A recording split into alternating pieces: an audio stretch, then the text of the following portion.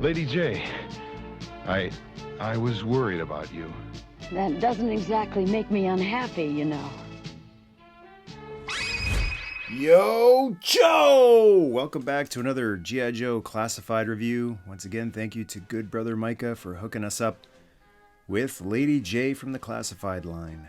I remember a couple of months ago, Hasbro did one of their fan-first online events, doing some reveals, and this one was shown alongside Flint.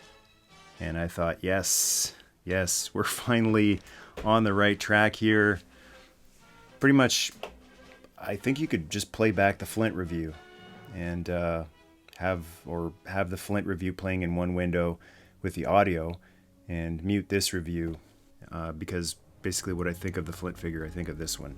Like Flint, this figure is available at Big Bad Toy Store on its own, or you can get it along with Flint. All of the original details. I mean, Lady Jaye actually, as far as G.I. Joes go, she doesn't have that much iconic imagery. Like there's no suspenders or the beret. She's got the hat, which she didn't even have on the show. But if it was there, as sparse as it was, it's there on the new one, plus a couple of extra details. Take a look at the card art, box art on there, and some more on the side. I like that it's different artwork on the side than on the front. Commissioning 2 custom pieces of artwork for a figure isn't just old school, it's going the extra mile. And if you're wondering why I've got these figures on a Transformers base, it's because I was doing a video for G1 Blue Streak and I forgot to take it off. But we're in this now, so let's just go with it. Lady Jaye doesn't have that many iconic things. She doesn't have a particular vest that must be there, or shirt, or bomber jacket, anything like that, a hat.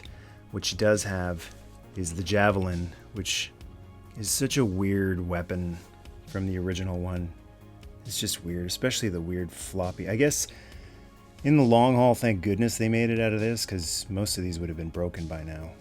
But it's just, I don't know. I've never got this weapon, a javelin gun. Never been one of my favorites. I didn't have Lady Jaye as a kid, so it's kind of a recent thing for me, just having picked this figure up a couple of years ago and just going, well, that's kind of weird. The camera is cool. So the camera has been sort of brought over in the backpack, and it's got a little bit of articulation to it. Kind of reminds me of the cameras on the Colonial Marines from Aliens. On the back here, she's got a hole for a backpack, but also they've put another hole through the strap that goes across here, so if you want to feed it through both of them, you can have it like that. She can pick up some covert surveillance, swings all the way down too. And the original Lady Jaye did have a backpack.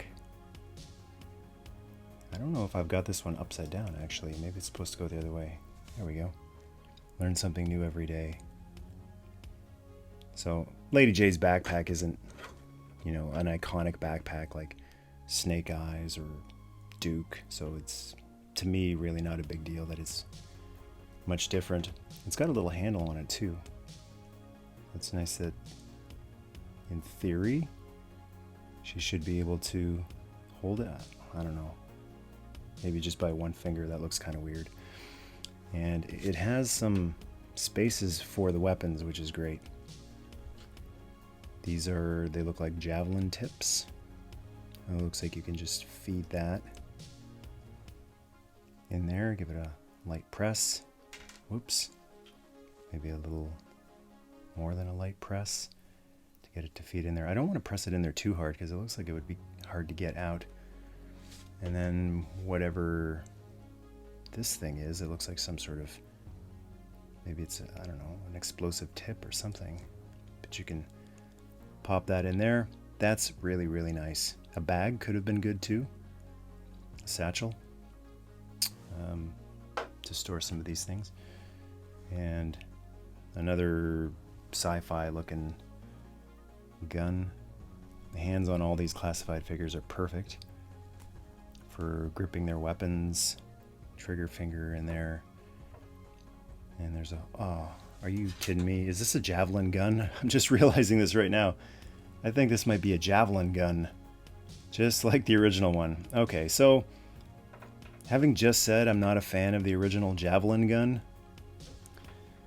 I guess you get points for staying true to the original. I think there are people who do like the original javelin gun that'll probably appreciate that a lot more than me. And you can... well, let me take the javelin out here and show you how the tips attach. It looks like it's just simple pop on, nice and snug. Pop it off.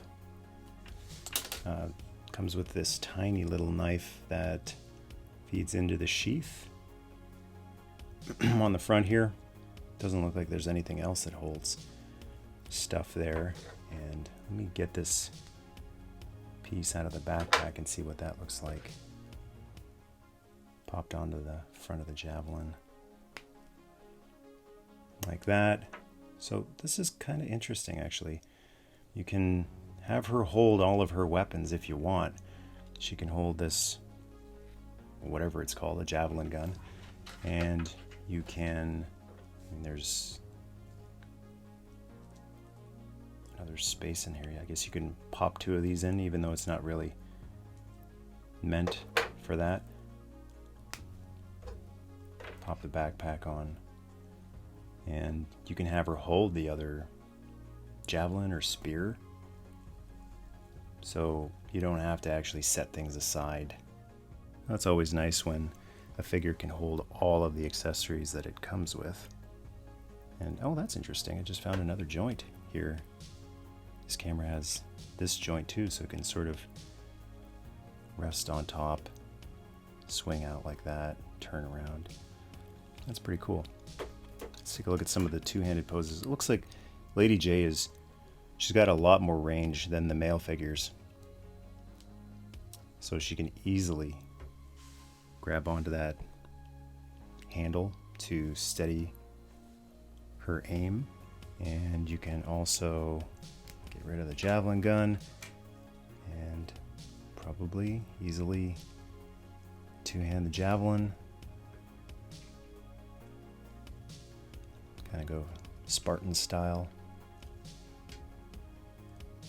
Not as much range actually, but that's just because it's a weird thing to be holding.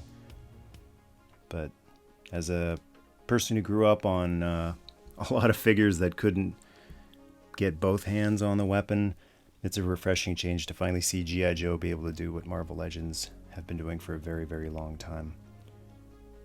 So this is a cool option if you just don't dig the javelin gun, if you don't like it, or if you want it to just be a gun. It's up to you. You can decide whatever you want. The problem with it is there's a hole going all the way straight through it, so I guess you could plug that if you wanted to. I don't know. The knife is pretty small, but so are her hands, so I don't think it'll be an issue. That is most impressive. She's got some really good range in the legs. Not as much as I thought it would actually though, because this part right here is hitting itself. The thigh is a little bigger than I thought it would be. So it does hinder it quite a bit just in going forward. But since this lady has a Spartan-like weapon, it's not surprising that she can do the Spartan kick. This is Sparta! That's a real testament to the great design of the classified figures. Nice and sturdy, good stiff joints, and pretty well balanced too. At least this figure is anyway. I don't know how many of the male figures can do this, but that's a lot sturdier than most figures this scale that I try to balance like that.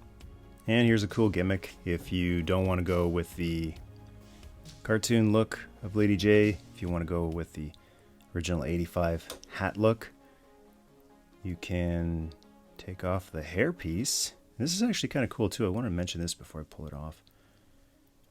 You can just sort of slightly, well, that's maybe a little bit too much forehead, but there's a little bit of movement and give in the hairpiece, so you can hike it up a little bit, you can twist it a little bit. It's kind of cool, but it completely pops off, and can't really go with a cue ball look because it's got some indentation here. It's specifically shaped to fit the hat, which has hair on it as well. So I was saying in the Flint review how they did a great job having Flint's head look great. He doesn't look like he has a big hair helmet, and the hat fits on it perfect too. The hat doesn't look oversized. Because Lady Jaye's hair it's short, but even though it's short, it's kind of poofy. You would need an oversized hat in order to fit over that. It wouldn't look right.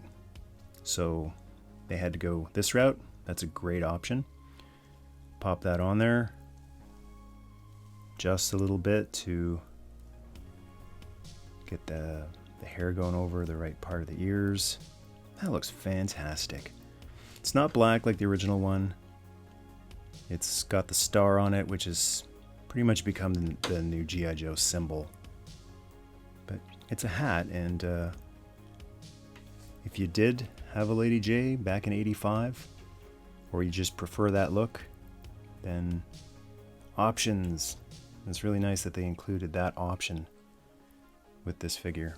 And you don't have to throw it in a parts box or a parts baggie. You can always reuse it on some of your other figures that are, how should we say, follically challenged.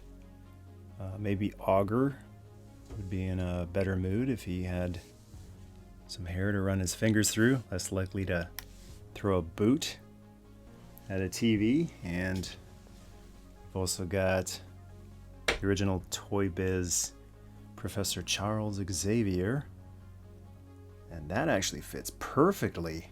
Look at that. Wow, he really looks a lot like James McAvoy now, don't you think? Well done. And you don't have to just use human figures, you can also use some Transformers. Here's another tough lady. It's RC. Sort of works. It's bendy enough that you can pop that on there. And then there's also the King himself, Grimlock. Pop the hairpiece on, and doesn't quite look as intimidating with a coif of hair on there. And here's another feature of the backpack. It's got a little clip on the side, so if you don't want her holding the javelin, you can just pop it in like that. That looks really cool too. Always liked backpacks with little weapons hanging off of them, like Falcon's knife. I think that makes that backpack look even better. So I was trying to get this arm all the way down and just noticed the reason it wasn't is because it's turned the wrong way. So sometimes in package these things will be pointing the wrong way, and you just have to futz around with them a little bit to figure out what the issue is. That's a lot better, but it's surprising to me that even with the arm pointing the wrong way, I didn't notice it for quite some time. It still looks pretty good to me. So here's a side-by-side comparison. The new one isn't as bright, but once again, speaking as a person who didn't have the original, and I don't really have that much nostalgia for it, I've always thought the original one was a little too bright green, so I prefer making it a little duller, closer to OD green, which is what I think she should be anyway. The boots look a little bit higher than the boots on the original. The pants are a little baggier on the original than on the new one. There's always a tendency to try to have on a female figure clothing that's a little more figure revealing, but it's still got like the pouches that the original one had. They're still trying to go, there's wrinkles on the clothes. There's still trying to go for like the fatigues look. It's not like she's wearing spandex like Scarlet is often wearing. The collar, popping the collar is so awesome. They really got that perfectly. I guess that would be one of the main Lady Jaye original looks, having the big collar there, along with the black gloves. And there's some patches on the arms as well. The blue on the one shoulder goes nicely with the hat, and some sort of pin there as well. The backpack is nice and secure in there. Some of them tend to just pop out, which gets annoying after a while, but nicely done on that one. And finishing off with a 360. So what do you think? Growing pains are over for Classified? Is it all onward and upward from now on? The last couple of designs they've revealed have been really, really nice looking. That barbecue looks absolutely perfect. Breaker looks good too. Zartan looks awesome. Just makes me interested to see what happens going forward with the line. Maybe a blowtorch that looks a lot like the original one, only with maybe a clear visor, flame effect for his flamethrower. That would be cool. And if any two Classified figures were meant to go together, it's the parents of Marissa Fairborn. They look fantastic together. Very fitting that they were both released in the same wave. It's like Duke and Scarlet. It's like He-Man and Teela. Superman and Lois. Spider-Man and Mary Jane. Both great figures on their own, but I think the sum is just slightly greater than the parts. And I think the folks who worked on both Flint and Lady Jaye should be commended, because they've done a fantastic job on it. Beautiful looking figure, and like Flint, I think this one would look great outside too, so I'll leave you with that.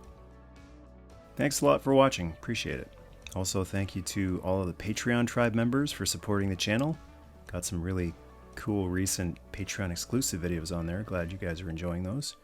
And a shout out to some of our newest Patreon tribe members: Ninja Adams, Bear Craig, Michael Smith, Jeremy Lovejoy, Casey Hammond, and Hans Chow. Thanks to the channel members for hitting join as well. And a warm welcome to the newest channel members who have joined over the last month: Steve Camilleri, Scott Orr, Stephanie Hazel, and Tom Eric. Feel free to leave a Classified thought in the comments spot, and to join the tribe, hit subscribe. Yo, Joe!